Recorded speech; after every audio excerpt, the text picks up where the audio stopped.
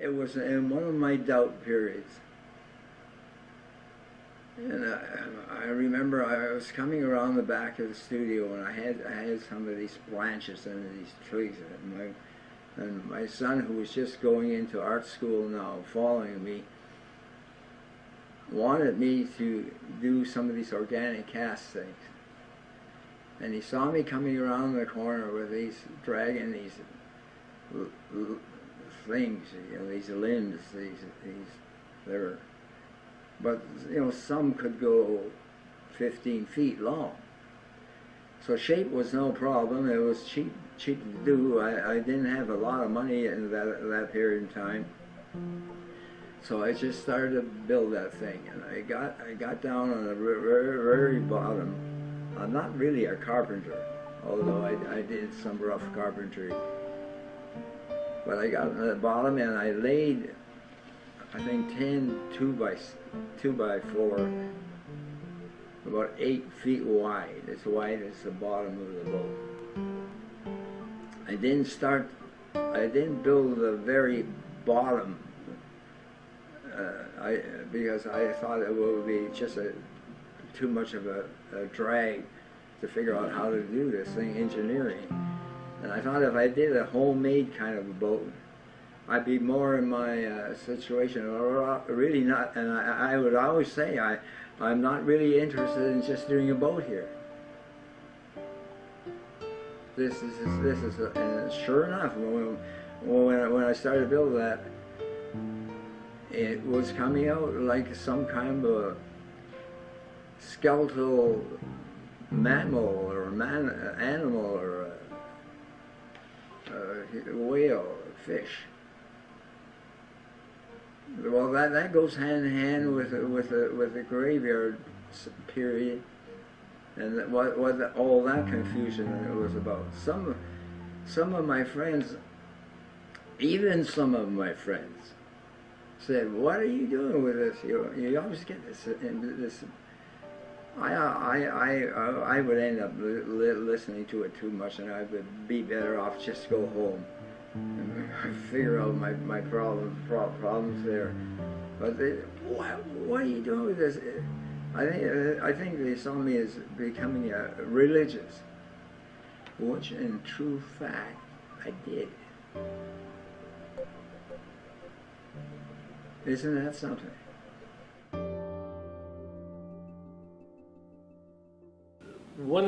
I think one of the great things about Walter is his work is out there so much as public art, and so I knew of him in a couple of the cities that I lived in. I was aware of his work, and it's work that you can't ignore.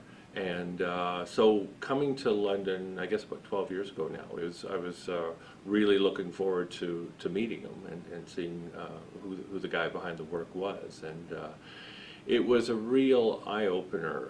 Anybody who has never visited Walter's studio should visit Walter's studio if they get the opportunity. It's an extraordinary place, and it's a surprising place in a whole number of ways. I mean, it's genuinely a workshop. I mean, I don't think I've ever seen a studio that looks like it's in use more than Walter's studio, and it's in a way too, I think, almost the way you would imagine the inside of his head, the inside of his brain. I mean, there's so much going on in that space, and so many different things going on in that space, and so it's hard to even focus once you first get in there, because you know, he's got his old sculptures there. He's got the walls painted floor to ceiling in these cosmic, almost psychedelic ways, and then there's Walter himself sitting in the middle of it and engaging you with the kind of conversation that he's capable of. So, yeah, that was my initial impression of seeing Walter.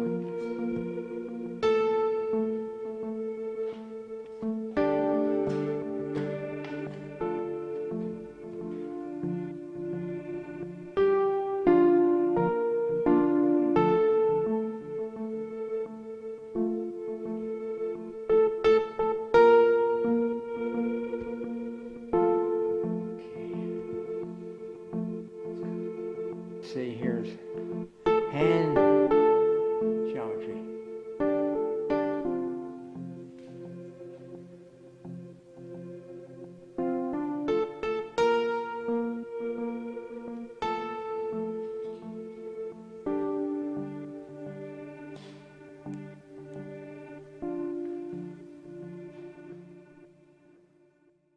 You know, with Alzheimer's being as rampant as it is, basic shit, you know, my older sister has it. My mom does. Yours is more physical. Oh, it fucks around with my head Head too. too? Oh yeah, my short-term memory. Yeah. I gotta be careful. If I'm around a bunch of hot shots, get myself a little notepad there, and I just write a few points where we've been. Because I'll announce that I'm going to tell a story, and then I really get into embellishing it like I love. 3, 4 minor plots, a bit like Dennis there when he makes his movies. Have about 5 things going at once, and then goddamn, I lose the main point. Yeah. I'm sitting with That's frustrating. John Bentley Mays, Yeah. and I say, John, do you mind telling me what I just said? He looks at his notes and tells me, Yeah. okay, I'm all right now. I'll carry on. But you know, even that's kind of a character of old age. And I see the old people now, and I know what they're going through. And it's not that they are just losing a point. It's sometimes that's the way life is. You get to a point where you don't see much clear for a while. You know, and then if you got something to say, that's icing on the cake.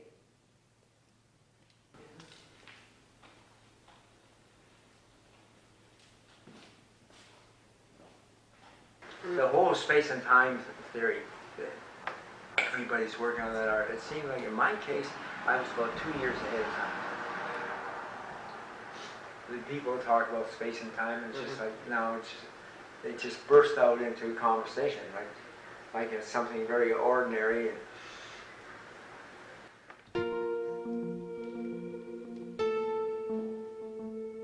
Can you get anything?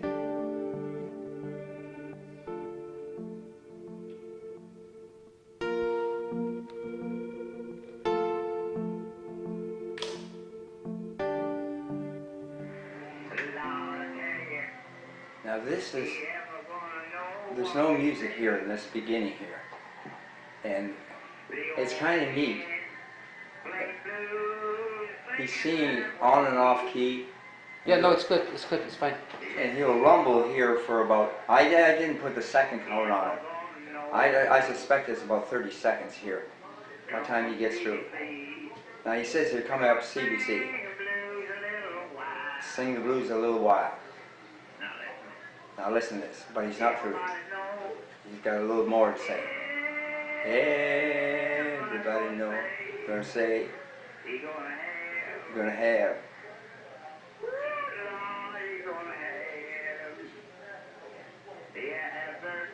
Have mercy. I can sing a little bit on top of it sometimes too. Yeah. You're going to talk that way. You're going to have. What do you do? That's the end of the first stanza. And then leave this in.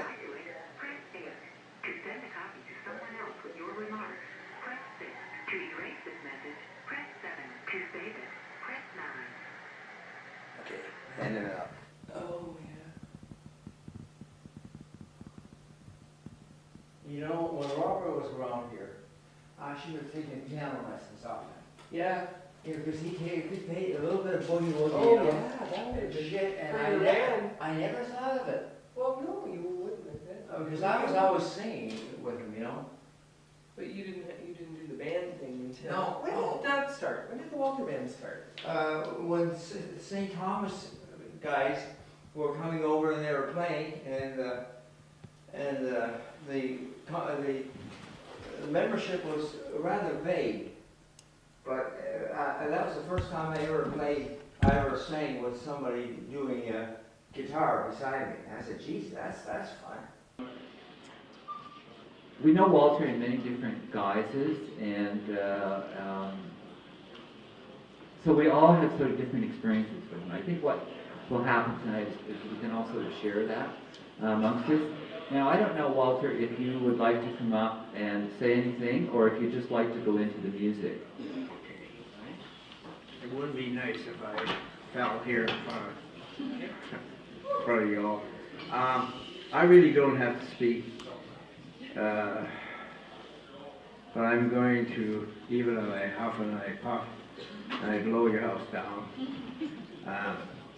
thank you for coming. That's quite important.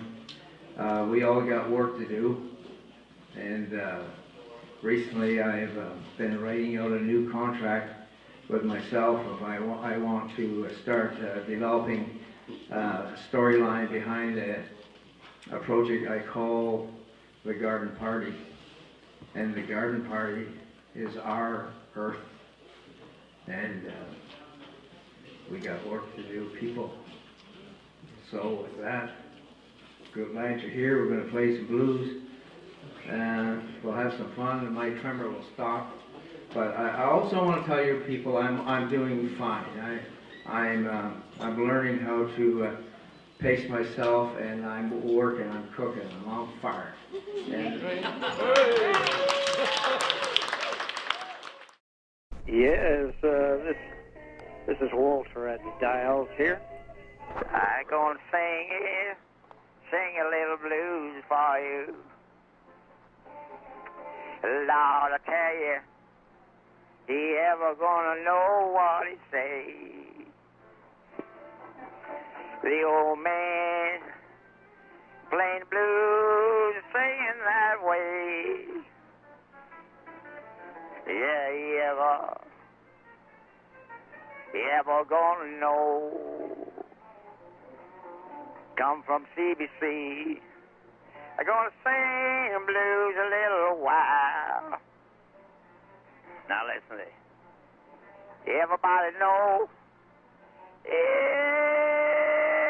everybody gonna say, he gonna have, ooh, Lord, he gonna have, yeah, have mercy.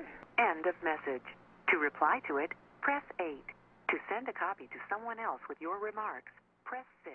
First thing you gotta know about this song is it needs a car horn, one car horn, and it can sit on that first chord just for a little while, repeat the first chord. So I'll just show you where that car horn goes.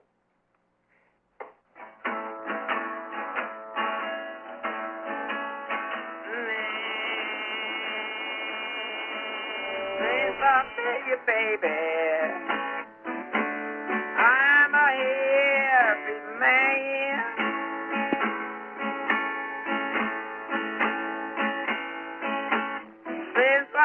Baby, I'm a happy man.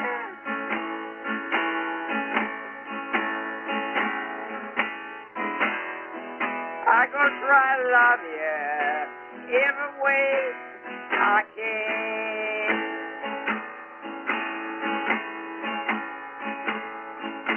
Cause me to cry in the middle of the night.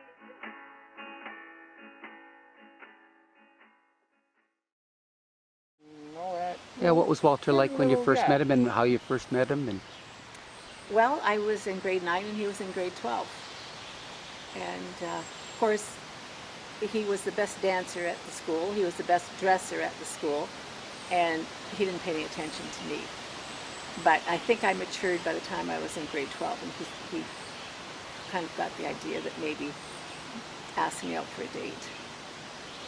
So, and then we went together for a while, and then he went out west.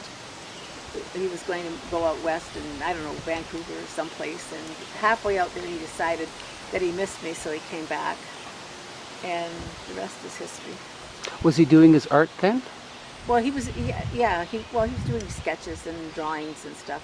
He was going to stay, and then he was going to go to Mexico. We were going to go to Mexico, and then I don't know what happened. Something with his dad and the farm, and so we didn't go to Mexico. We were going to go there for a year or two, and that didn't work out because of some home commitments.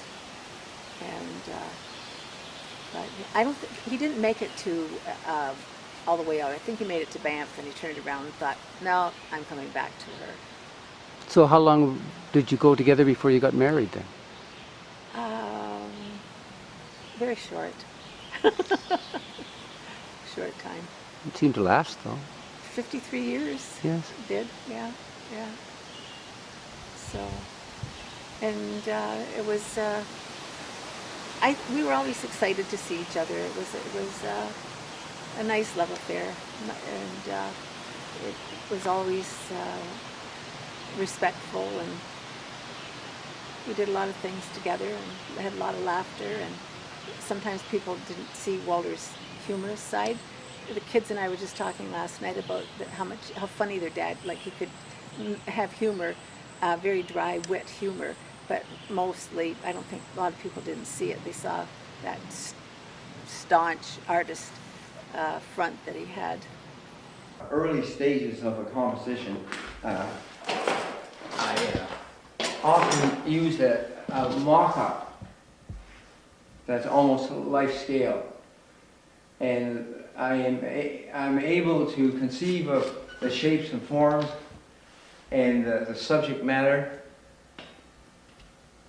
and then I'm really ready to finish the finished version. Sometimes, though, the problem is that the early mock-up, where things aren't really tied down 100%, visually they can look as exciting or more exciting when it's finished. So you got to be careful that you don't let the secret out of the bag too early, and it not be around at the final version or final state. On the other hand, this large one here is an example of my current surfaces and shapes and forms, and from piece to piece they're similar, but there are some differences. Here, go. Whole thing in. How's that look? That's good. So it's really the heavens and what might go on out there in the sky or in the cosmos. I might admit that I don't know much about this, but I can, from occasion, from time to time, I can dream.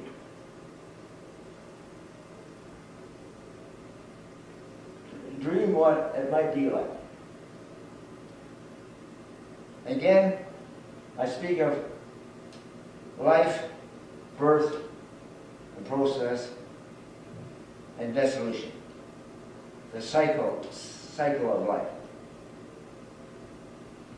These things are in process.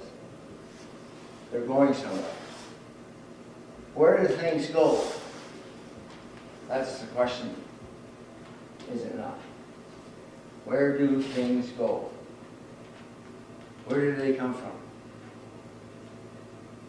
Problems like this, I was concerned about 60 years ago, and I still am now. Yeah, this is the life size of the piece that it'll be. And I just have to, what I'm doing is I'm placing my monuments or the buildings or the architecture into their spots. So like the totem, Caucasian totem sculptures that I made 30, 40 years ago, they also dealt with this space dimension, the variation, the juxtaposition, and the thing has to look good. And that's what I'm trying to do here. So this is all going into the London Regional? Yeah, we're having a show. And when is that? Middle of February. Okay. Actually, you'll be able to get a little shooting when we set up. There might be some interesting chaos there. All the stuff will be jammed through again, you know, then hanging them there. Fine. Yeah. So this will be like a seed thing for that. How do you like this? I like it.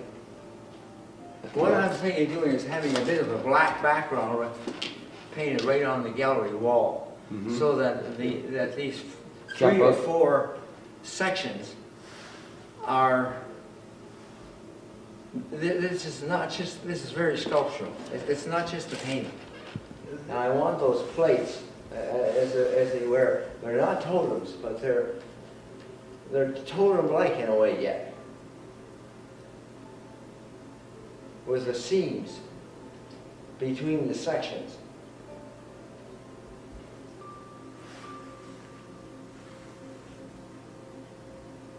And also, Dennis, Yeah. it's a good shot right here. Those wheels that I've had for 15 years have come to life. And I'm thinking of putting it into this exhibition. And possibly, if this is some kind of a contraption or machine, I'm thinking of hanging it in the air. So it's like a space vehicle or something that's out there in a space, far away. And a whole, working within its own DNA and its own cosmos. That is the relationship between what I call being home here on Earth and being in, or on the other hand, being in space. I've been trying a new experiment. I'm trying now to draw once a day for the sake of drawing, not just to exhibit, to get it right. How's that doing? Just started. I got one drawing I drew on my desk. My desk was very boring. When you do pictures like this, do you just go at the canvas, or do you have a... I'm starting to go at the canvas more. Now, for instance, if I'm doing the windows there, and there's these skyscrapers, these forms, you don't just flay your arms around because you're working within a tighter spot. Balancing the act, I think you want to run as free as you might, and then you keep your concentration. You try not to lose concentration on a work. It's like a baseball player who finds himself daydreaming during a game. And if you're really drawing and it's working well, you don't want to drift into some kind of daydreaming issue or kind of way, because it won't hold the attention of the viewer.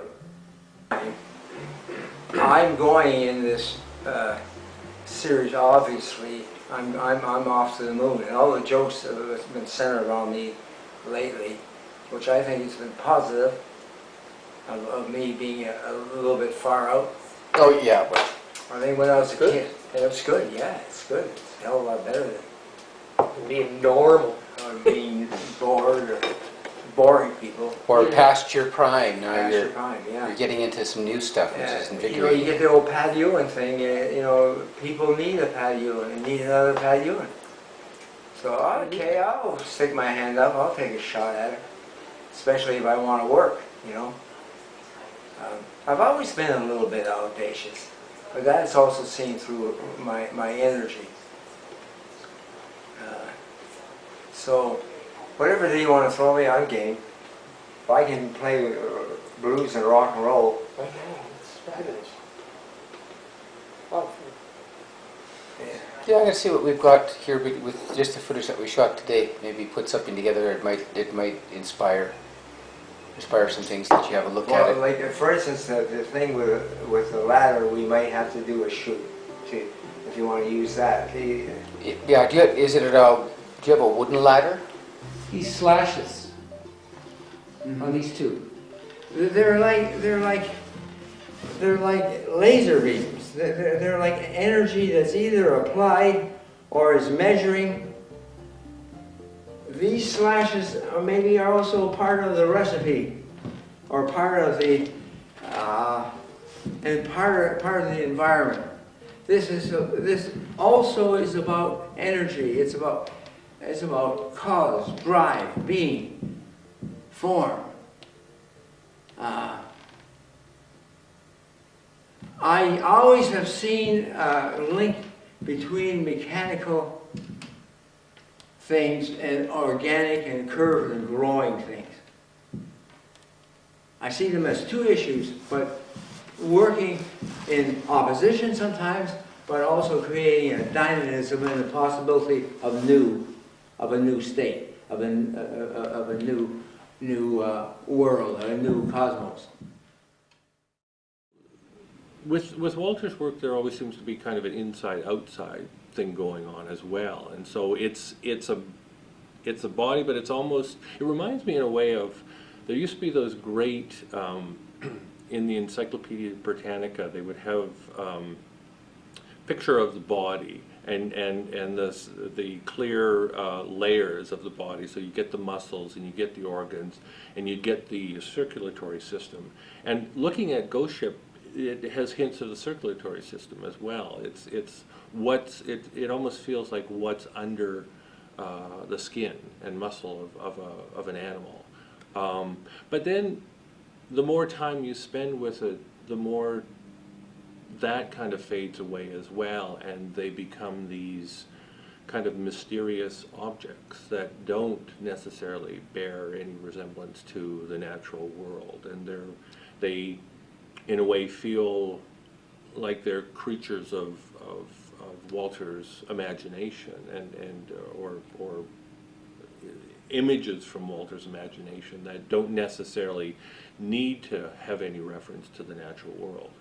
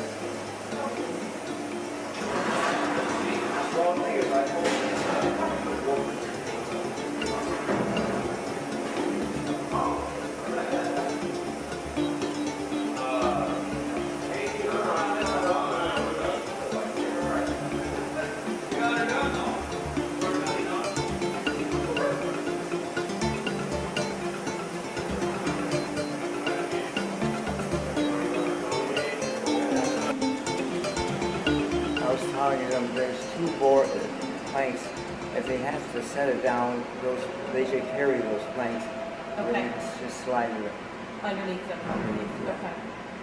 And then it's the second section that's going to be the difficult, the hardest one to get through.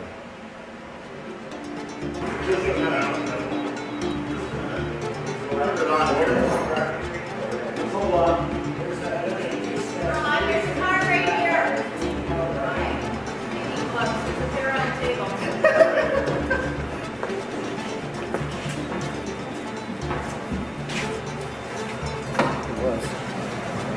What? Okay. It's quite slower than the truck, isn't it?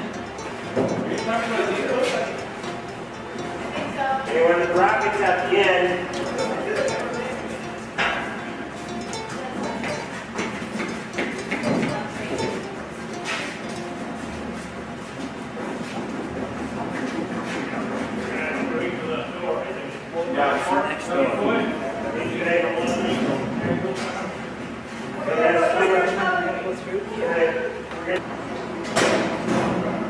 I can sit on it.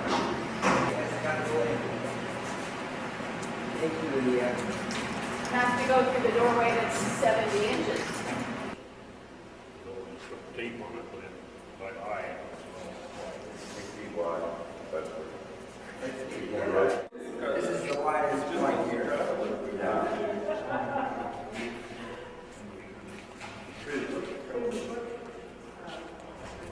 Yeah, this is the widest.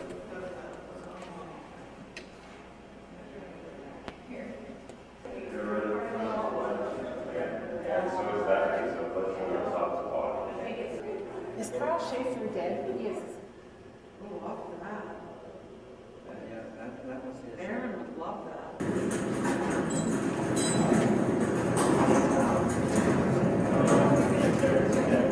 From its neck down, and major surgery.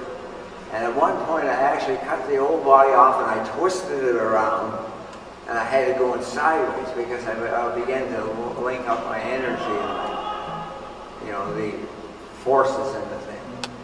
And then the next year I started to work on the back. I didn't work in the winter. I did this thing outside. So there were 2 summers that I had good heavy work periods. And it began to be more fun at the end. At the beginning, it was just terrible. I was alone.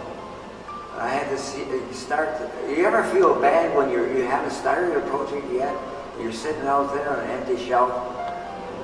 It's a nice creative situation to be in, if you can take it. It's supposed to come alive as a ghost. There's some kind of interpretation or a relationship of death in the past in relationship to the living, which is us.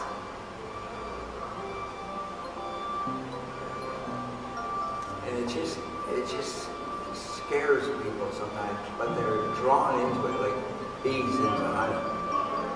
It's much more, what's the word? Not just normal, but the normality of post-life. What is that? I haven't had the answers. Yeah. If we had an open wall on this side, that would mean that our 360 to get it through could do it on this side, but Marion, because we have a wall here, it's going to require that we twist this way first, and then when we come back, I think that top piece is going to hit the wall here.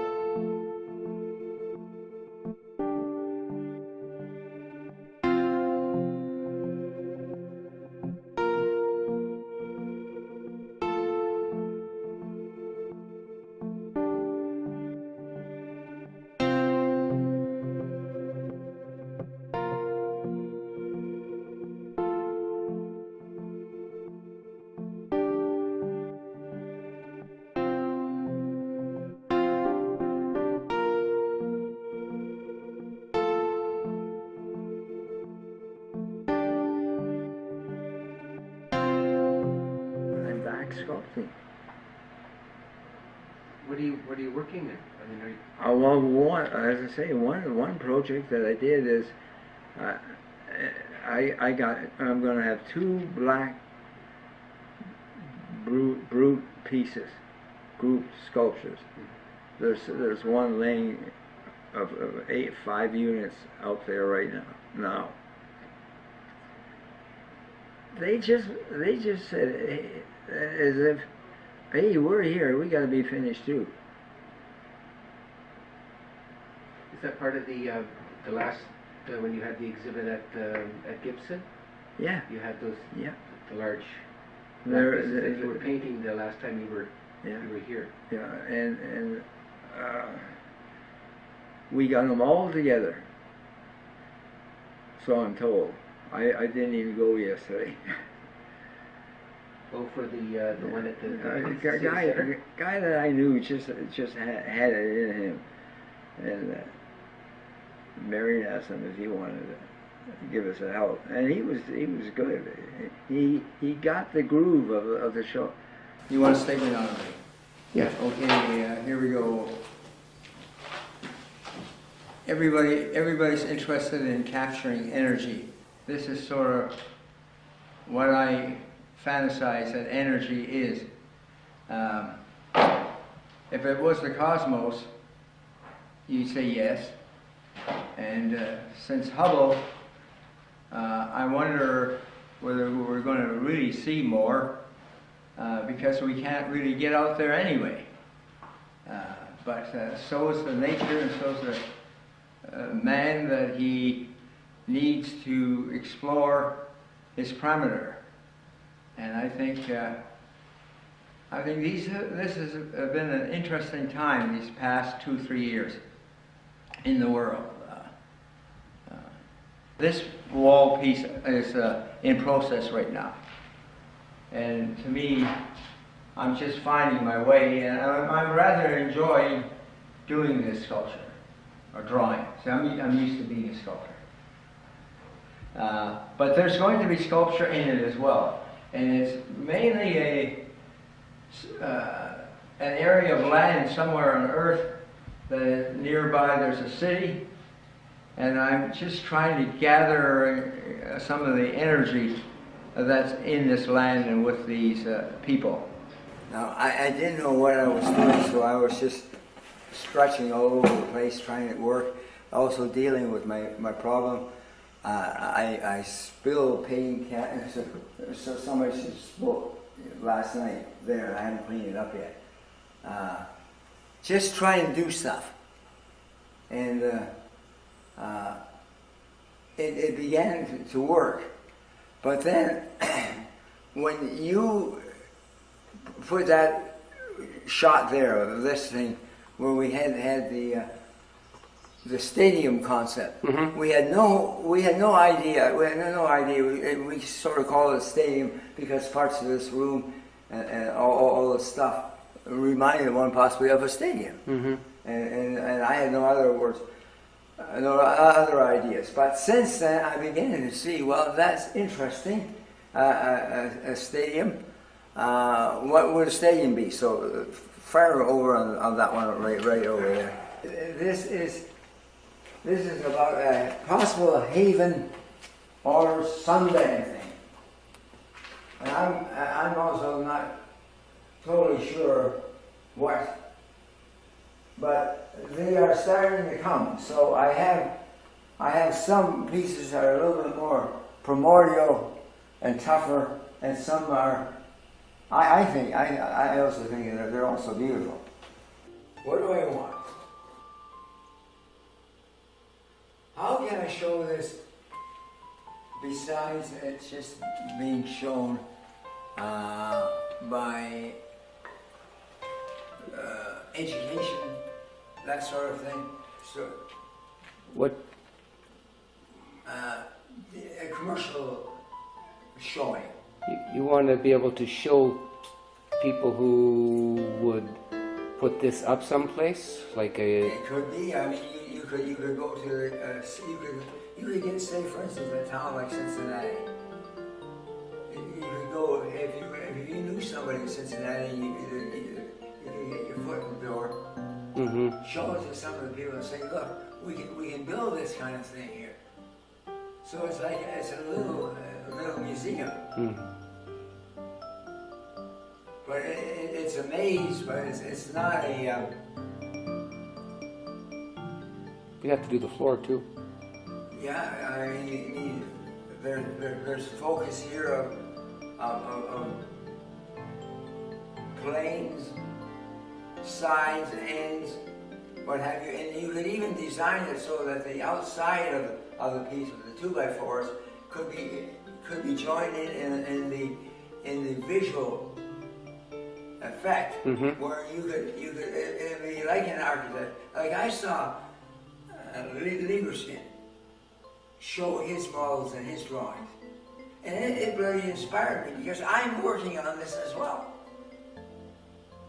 And he has this program I just saw on CBC has these directions, these lines that go out of the vortex, and they might go 30 miles east.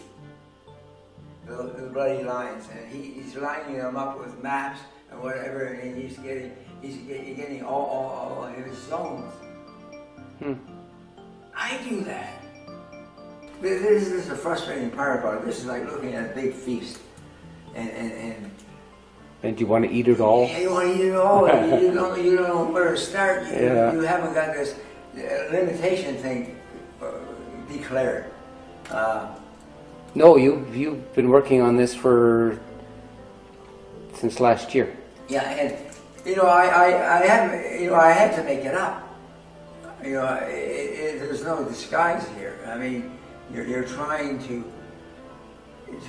make a room that has a kind of inner venture to it of the outer world, the bigger world. Geez, is that frustrating? It seems like I have the same damn message, of complexity, the universe, things going. Like I've been working on my paintbrush strokes, teaching myself how to paint. See, that blue and red and what you should. Now, when you look at that thing, Dennis, it has spots in it where there's almost a piece of organic architecture in that area. Now, if you have sculptures stacked in front of them too close, you end up concealing. So you got that problem of how do you combine togetherness and things standing in front of each other and not blocking each other out. Well, if they're far enough away from the piece, then people can walk in, around, and through, and then discover.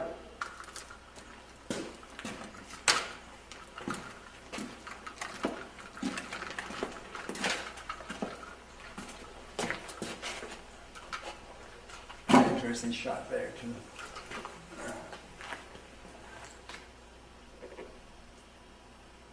See that like a TV monitor there?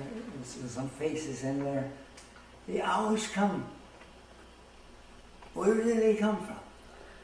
You just release them.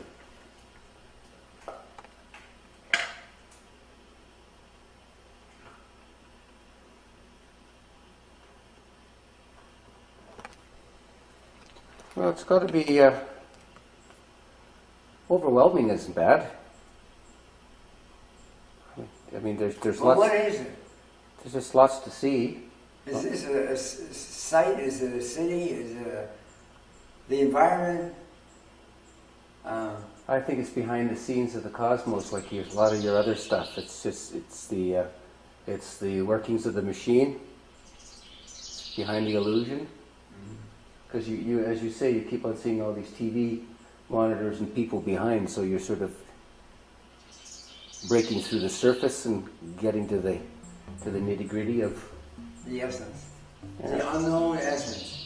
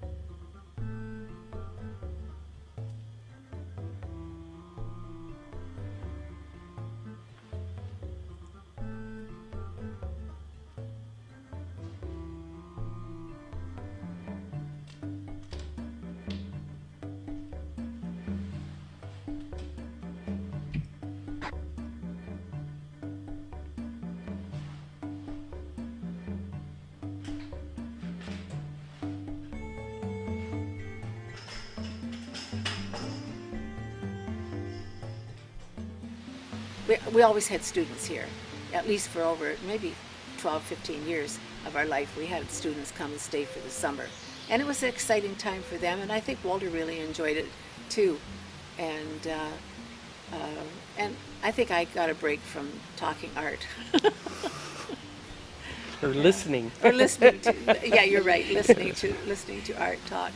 But, and a lot of them still visit, and visited Walter, you know, even in the hospital, and that's really kind of special for us, for him too. You can cut out and get back to your, although this is Friday afternoon, it's not quite as... No, we haven't finished work.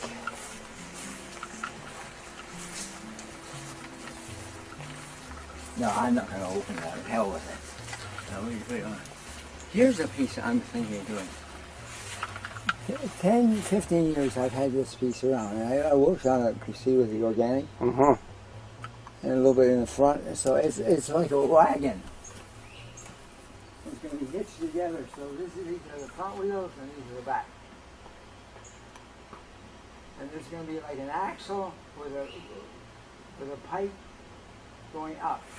And up here, vertically, above the center, above these two wheels, there'll be as if it's riding in this contraction, or contraption.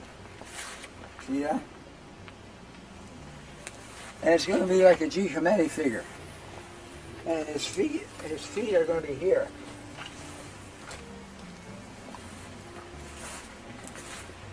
And his body will go up like a geometric sculpture, 12, 15 feet up there. And he'll be riding these four wheels. And he'll be like bouncing on there with his feet together like this. His feet together, you see? Yeah. His whole body, and he's like this, and he's... So I want to, while I'm still doing the color pieces, I want to finish this one and get this rustic old world here.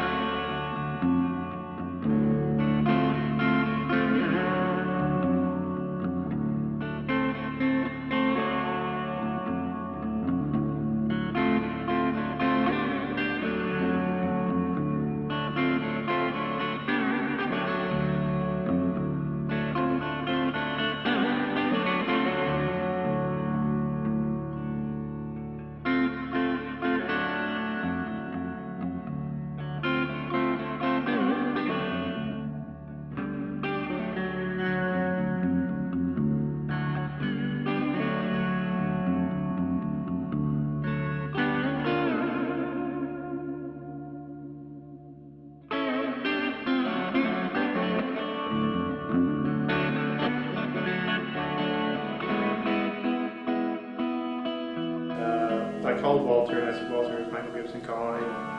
you know, I've got a question to ask you. And I said, would you like to show with us if you could show with Patterson Ewan? And that is a phone call that I could make to probably 100 artists, and every one of them would say yes. And but Walter was the only man that that opportunity was available.